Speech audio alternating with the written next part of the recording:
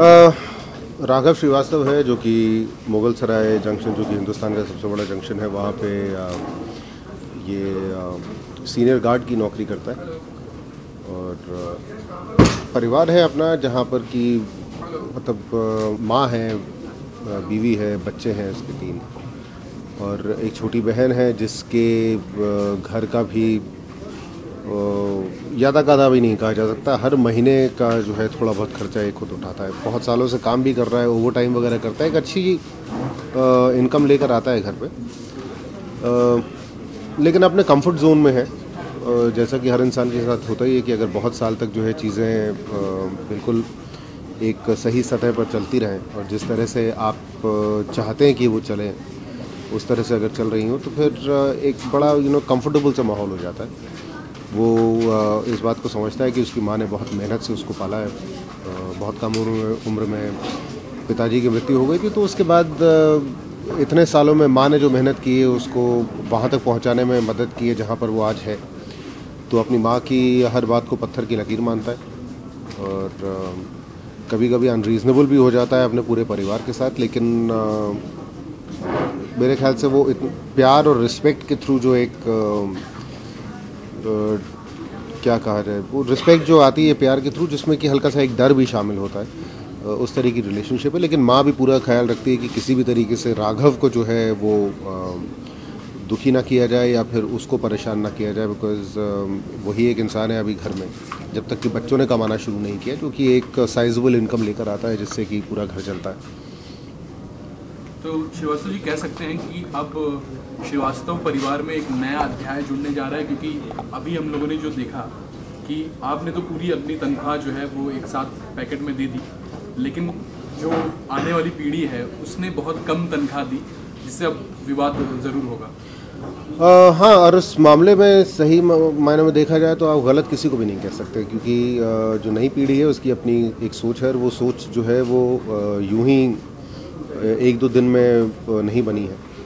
पिछले समय में या पिछले सालों में जिस तरीके से जो है एक बदलाव आया है पूरी सोसाइटी में, तो सामाजिक बदलाव जब आता है तो फिर सोच में भी बदलाव आता ही है, साथ में आपकी सोच बदलती है। आप ये सोचना शुरू करते हैं कि भाई जो कमाने वाला है सबसे पहला हक जो है पैसे पे उसका होना चाहिए, और वो मना भी नहीं कर रहे हैं कि वो किसी भी तरह से कंट्रीब्यूट नहीं करेंगे घर के खर्चे में। लेकिन हाँ, वो अपनी ज़िंदगी खुद जीना चाहते हैं। उनको ये नहीं चाहिए कि कोई एक बड़ा बूढ़ा जो है वो पूरी तरह से डिक्टेट करे कि उनके क्या खर्चे होने चाहिए, या फिर अगर मैं अपने लिए नई शर्ट खरीद के लेकर आऊँ तो कोई ये कहे कि भाई तुमने शर्ट क्यों खरीदी। ज़ाहिर है अगर मैं कमाता हूँ तो मेरा हक बनता है शर्ट खरीदना।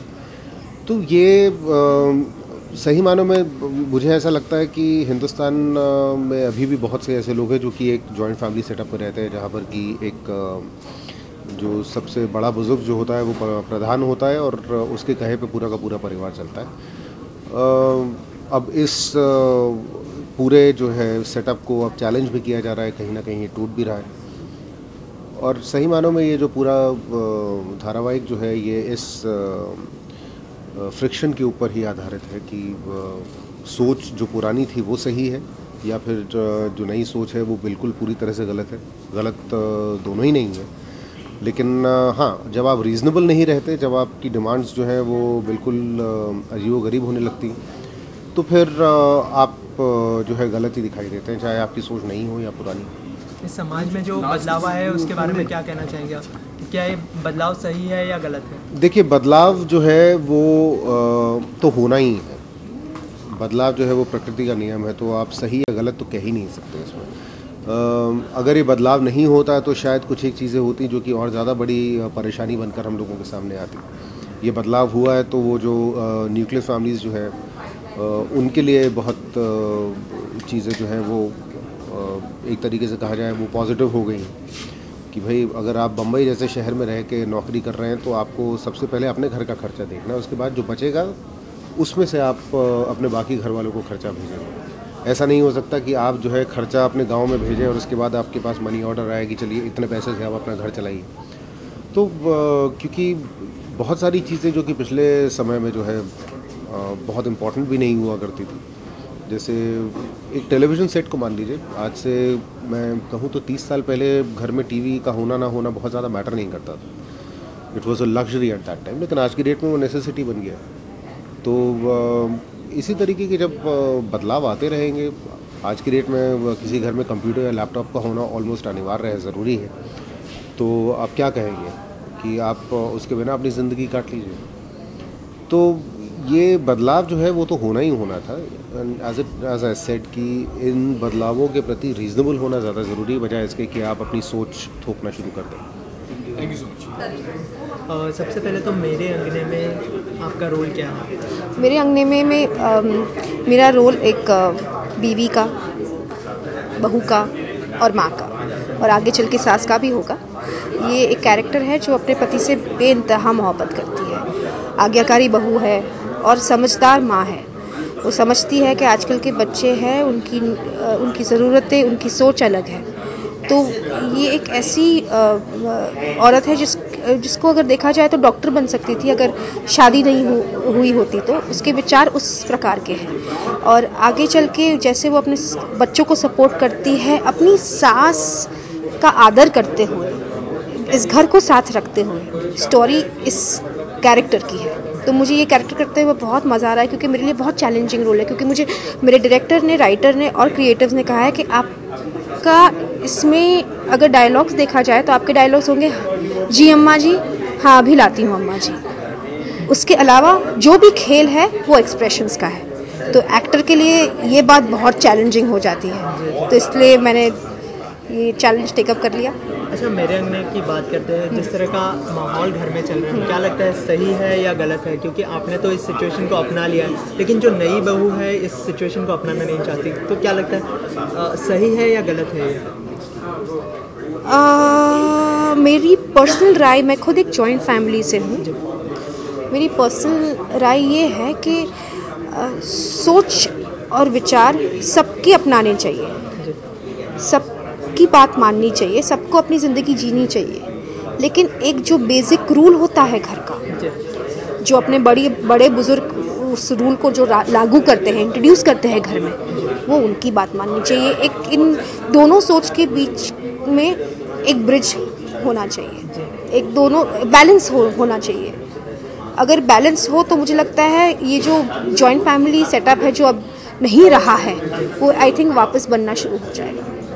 ऑडियंस से कुछ कहना चाहेंगे अपने शो के बारे में? मेरे अंगने में एक बहुत ही टिपिकल सास बहू शो नहीं है।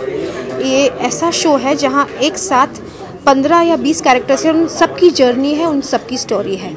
और आज का जो दौर है, उस दौर को ध्यान में रखकर ये स्टोरी को बनाया गया है, जहाँ एक दादी है, अम्मा जी है, फिर उनके बच्चे हैं जो मैं और वरुण बडोला प्ले कर रहे हैं, और फिर हमारे बच्चे हैं। तो फिर क्या होता है?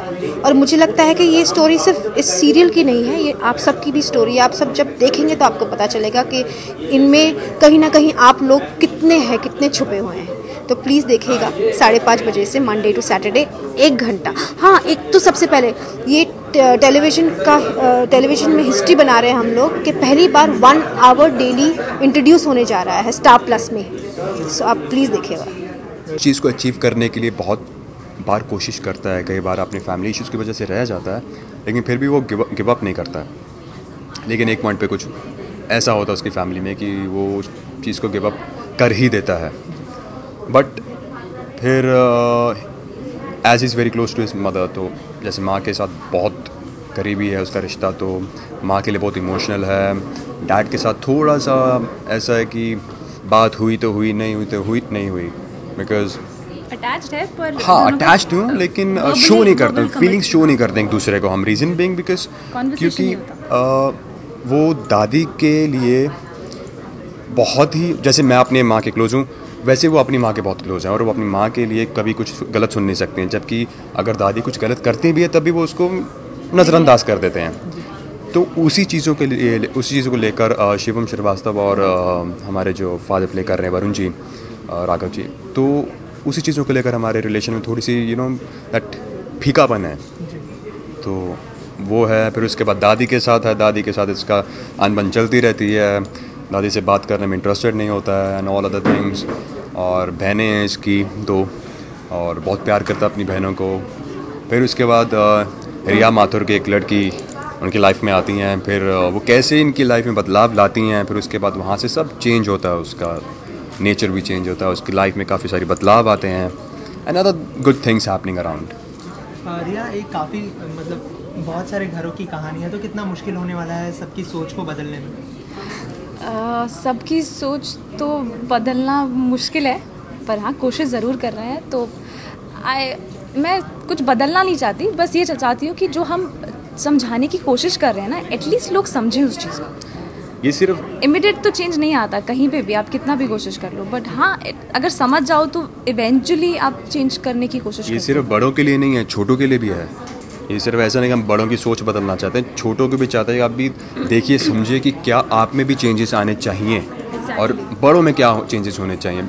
ठीक है, बड़ों ने दोनों को चेंज होकर how they have to balance promo में हमने देखा आप काफ़ी चुप थे, तो आप इनके फेवर में हो या फिर मैं दादी के फेवर में? वैसा ही रहने वाला हूँ, चुप ही रहने वाला हूँ, बट इसके फेवर में रहूँगा बिकॉज जो रिया की सोच है वैसे ही मेरी सोच रहती है कहीं ना कहीं। थिंकिंग दोनों की सेम है, बट वो शो नहीं करता है। मैं मुँह फट हूँ तो मैं बोल देती हूँ। कहीं ना कहीं जो है एक स्टार के इतिहास में नया चेंज आ रहा है, 1 घंटे का शो हो रहा है, तो उसके लिए क्या कुछ कहना चाहेंगे ऑडियंस के? Well it's a very nice show and trust me, हम सब बहुत मेहनत कर रहे हैं इसके लिए। पूरे एक दिन में आपको 1 घंटे का एपिसोड निकालना is not a easy task. We work here for like and it's a very good thing, we are working with Partho Mitra ji and आप 12 घंटे में मतलब 1 घंटे का एपिसोड निकाला इज़ जस्ट इम्पॉसिबल, लेकिन हम कैसे यहाँ पर काम कर रहे हैं, कैसे 1 घंटे का फुटेज निकाल रहे हैं, we know that and it's amazing. I am really thankful to Star people. The 4 camera setup, the multi camera setup, the way we do it, हम रिहर्स कैसे करते हैं, इट्स लाइक अ प्ले। तो हमारे लिए लर्निंग के साथ साथ आपके लिए भी it's a very good experience. 1 घंटा आप हम सबको देखेंगे, हमारी फैमिली को देखेंगे, सबकी जर्नीज देखेंगे, सबके किरदारों में क्या क्या चेंज आते हैं, how we balance each other, वो देखेंगे, तो आपके लिए भी बहुत इंटरेस्टिंग होगा। इस शो में आपको क्या होता है कि बाकी शोज में जो आधे घंटे के हमारे डेली शोज हैं उसमें क्या होता है कि आप एक सीन को 3-4 बार रिपीट करते पूरा कंप्लीट करने के लिए, बट ओवर है आपको एक शॉट में एक सीन कंप्लीट करना है, just in 1 shot and it's a very nice setup, very nice cast and crew, production, everything, channel more very supportive channel. मतलब कौन नहीं चाहता स्टार के साथ काम करना, very obvious, but I am loving it very much. Thank you so much. किरदार होगा आपका? मेरे अंगने में मेरे किरदार का नाम है शांति देवी, जो शांति सदन में रहती है, और ये बुढ़िया बड़ी मज़ेदार है और बहुत बड़ी ड्रामेबाज है, ड्रामा क्वीन है, एकदम ड्रामा क्वीन है। और वो विधवा है, जब छोटी थी तो पति गुजर गए और 2 छोटे छोटे बच्चों को उसने बड़ा किया, सरला और राघव को। और अब ये सोचती है, इसकी सोच पुरानी सोच है, पुरानी यानी उस ज़माने की सोच है, वो 65 ईयर ओल्ड वुमन है, तो वो सोचती है कि मुझे सत्ता अपने हाथ में रखनी चाहिए, घर में ऑटोक्रेसी होनी चाहिए, जो एल्डेस्ट पर्सन है, जो मुखिया है घर का, उसकी बात सबको मानना चाहिए, वो जो कहेगी वही सही है, पैसे सब उसे मिलने चाहिए और वो सबको देगी। अब जो यंगर जनरेशन है वो थोड़ा डेमोक्रेटिक है, और जो पोते की बहू आ जाती है वो तो बहुत ही डेमोक्रेटिक है। तो ये दोनों, जो दादी सास है और जो बहू है, पोते की बीवी जो है, जो नई बहुरिया आई है घर में, वो दोनों का क्लैश है, आइडियोलॉजीज़ के क्लैश है, बिलीफ्स के क्लैश है, और ये बहुत ही मज़ेदार तरीके से पेश किया गया है। It's a light show, it's very funny, it's really very funny. जो भाषा है, जो मुहावरे हैं, कान के पट खोल के सुनो और सब, वो बहुत ही मज़ेदार है। जैसे कि आपने कहा और हमने प्रोमो में भी देखा कि दोनों के बीच में काफ़ी क्लैश होते हैं, तो कहीं ना कहीं वो अगेंस्ट जाने से शांति देवी की जो ईगो है उसको चोट, शांति देवी की ईगो को चोट पहुंचेगी, कभी कभी शांति देवी उसको चोट पहुंचाएगी। जैसे हर परिवार में होते हैं ना, हर परिवार में जहां 10 लोग रहते हैं और 3 जनरेशन रहते हैं तो क्लैश होता ही होता है, क्योंकि बच्चे सोचते हैं हमें कुछ पता नहीं, हमें क्यों सिखाया जा रहा है, हम कर लेंगे। बड़े सोचते हैं अरे हम एक्सपीरियंस्ड है, हमारी सोच सही है, हम गिर के उठे हैं, हम बचा रहे हैं तुम्हें, हम जो कहते हैं हमारा तरीका सही है।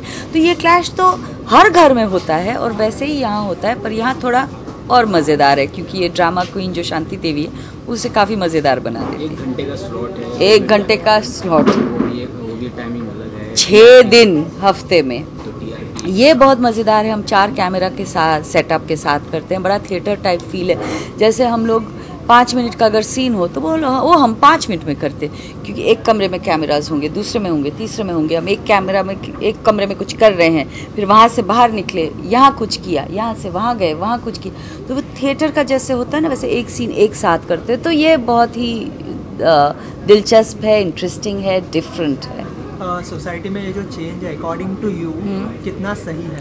सही गलत कुछ भी, दुनिया में कुछ भी सही गलत नहीं है।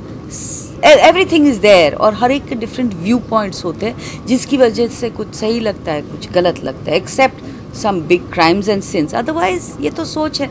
4 लोग साथ में रहेंगे तो किटकिट तो होगी। ऑडियंस से क्या कहना चाहेंगे? ऑडियंस से बस यही कहना चाहते हैं, बहुत मेहनत की है, बहुत मज़ेदार शो किया है। स्टार प्लस पे 5:30 से 6:30 मंडे टू सैटरडे आपकी डेट हमारे साथ।